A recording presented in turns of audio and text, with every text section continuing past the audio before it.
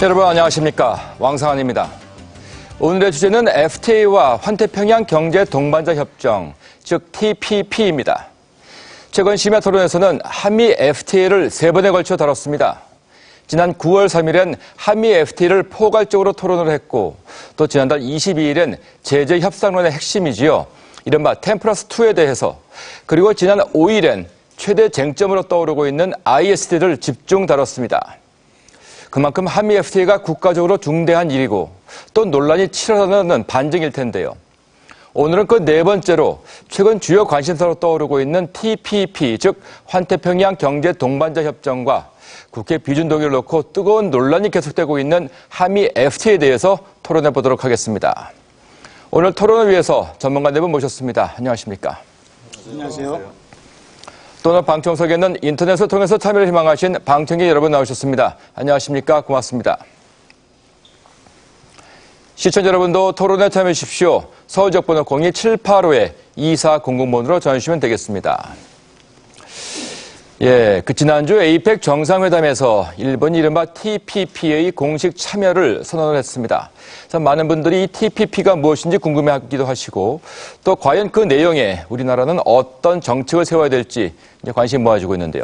먼저 정인교 교수님, 이 TPP라고 하는 것이 무엇이고 또 어떤 의미가 있는 것인지 간략하게 설명 부탁드리겠습니다. TPP 설명을 위해서 간단한 차트를 한 장 준비를 해봤습니다. 여기 보시면은 동아시아 지역의 여러 국가들하고 또 미주 지역에 미국을 포함한 여러 국가들이 표시가 되어 있는데, 현재 협상에 참여하고 있거나 협상 참여 의사를 밝힌 국가는 총 12개 국가고요. 이 TPP 논의가 시작된 것은 2005년인데 당시에는 뉴질랜드, 칠레, 브루나이, 싱가포르 네 나라가 P4라는 아주 소박한 이름으로 이제 사실 출범을 했고요. 그 당시에는 별로 국제적인 관심을 끌지를 못했습니다. 그러다가 이제 2008년 말에 미국과 호주가 참여하면서 이제 이름을 TPP로 환태평양 경제 동반자 협정, 아주 의미가 크게 보이는 듯하게 하여튼 이름을 붙였죠. 네. 금년에 이제 이게 다시 또 다른 이제 관심사항으로 국제사회에 이제 제기가 되어졌는데, 이제 일본이 참여함으로써 세계에서 그래도 미국은 뭐 세계 1위라고 보고 경제 1위, 또 3위인 일본이 참여하는 동아시아에서 뿐만 아니라 미주를 포괄하는 어떤 측면에 있어서는 뭐 현재 그 모양상으로 보면은 제법 의미 있는 브이로그가 될 수 있을 것 같은데, 구체적으로 어떻게 될지는 아직 알려진 바는 없습니다. 이정희 교수님, 지금 정 교수님께서 말씀하신 저 표를 보면은요, 상당히 많은 나라가 이제 참여를 하는 형태의 모습을 띠고 있고, 그래서 그만큼 중요하다라는 그 시각들이 있는데, 이에 대해서 교수님께서는 어떤 평가를 내리고 계십니까? 네, 그럴 가능성이 전혀 없는 것은 아니겠죠. 그런데 지금까지 그 TPP 협상에 참여하고 있는 나라들은 경제 규모도 비교적 작고, 미국 말고는 또 미국과 이미 FTA를 체결하고 있는 나라들이 주고요. 그래서 큰 의미는 없었던 것인데, 사실은 이제 미국이 이 아시아에 대해서 이제 좀 중시를 하면서 특히 떠오르는 중국을 견제하고 싶은 그런 의도가 있고, 그런 지렛대로 이거를 활용하면 좋겠다는 생각을 한 것 같아요. 그리고 무엇보다도 일본이 이제 참여할 가능성이 생기니까 갑자기 중요성이 부각이 됐는데요. 네. 우리 지금 일본이 공식 참여를 선언했다. 이것은 조금 표현이 정확한 것 같지는 않습니다. 그럴까요? 네. 왜냐하면 그렇죠? 노다 총리가 얘기한 것은 정확하게 뭐냐면은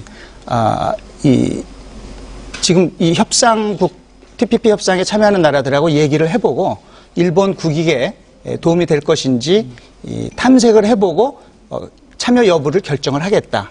이렇게 얘기를 했거든요. 그리고 또 내부에서 반대 여론도 만만치 않게 있기 때문에 실제로 일본이 참여하게 될 가능성이 그렇게 높다고 보진 않습니다. 네, 이경태 원장님께서는 이와 같은 움직임과 또 지금 말씀하신 내용에 대해서 어떻게 보고 계십니까? 네, 저는 TPP 이번에 일본이 참여 의사를 간접적으로 표명한 것이 이제 아시아 태평양 지역이라고 하는, 그러니까 세계 경제의 축이 지금 이동하고 있지 않습니까? 이 지역으로. 이 지역을 놓고 미국과 중국 사이에 그동안 쭉 벌어져 왔던 일종의 그 주도권 각축전이 그동안 사실 미국이 좀 밀리고 있었거든요.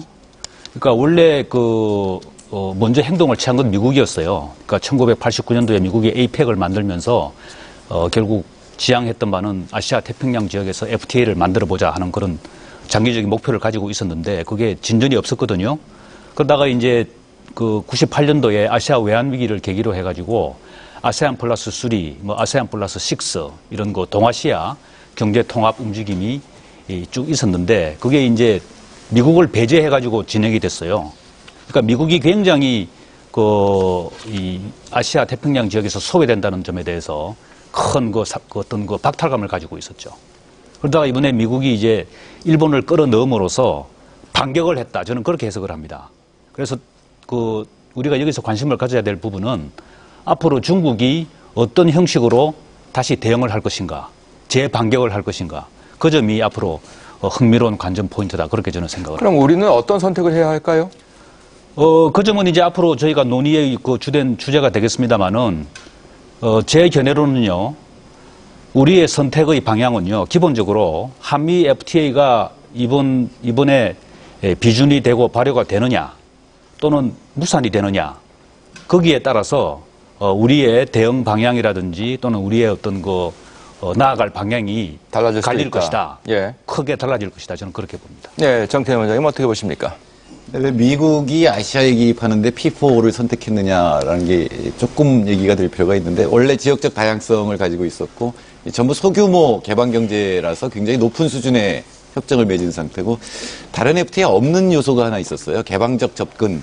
그러니까 자기들이 한 수준에 합의하면 모든 나라를 가입시킨다라고 하는 걸 갖고 있었기 때문에 미국이 P4를 이용해서 지금 아시아에 개입했다 이렇게 볼 수가 있겠고요.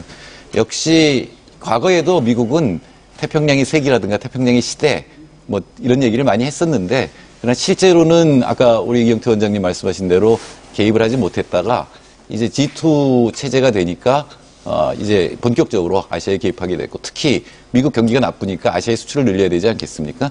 그래서 이 중국과 갈등을 벌이고 있는 아세안 나라들이라든가 이런 나라들을 엮고 이제 일본이 들어가면 이제 사실은 중국이 배제된 아시아의 이 무역 블록을 갖다 만들 수 있다. 이게 이제 미국의 의도임에는 틀림없습니다. 그와 같은 미국의 의도가 가시화될 가능성이 있다고 보십니까? 저는 일본이 어떻게 움직이느냐가 굉장히 중요한데 일본이 농업을 굉장히 중시하기 때문에 아까 P4 자체가 굉장히 높은 수준의 협정이라고 그랬는데 그 수준에 맞추기가 굉장히 힘들 겁니다. 그러니까 농업시장 개방을 갖다가 일본이 다른 제조업만큼 이렇게 개방할 수가 있느냐라고 하는 점에서 문제가 되고 우리나라한테 미국이 4대 선결 요건을 한미 FTA 때 얘기했던 것처럼 3대 선결 요건이 또 있어요.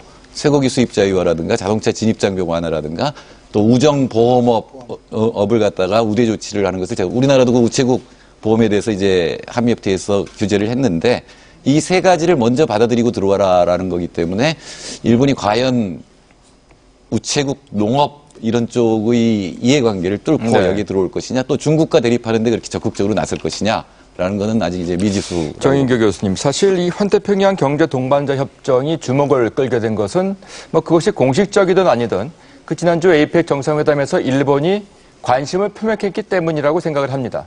이제 그것이 바로 그러니까 미국과 일본 사이의 FTA로 이어질 것이다라는 그 분석 때문인데요. 그 가능성은 어떻게 보십니까? 저도 가능성이 상당히 낮지 않겠나라고 봅니다. 그것은 이제 그러니까 미국과 일본 사이의 사실상 FTA가 사실상 낮을 것이다 이렇게 보시는 건가요? 아니죠. 이제 뭐 그것도 물론 말씀을 좀 따드리고요. 예. 기본적으로 TPP 자체가 진전이 별로 잘 안 될 겁니다.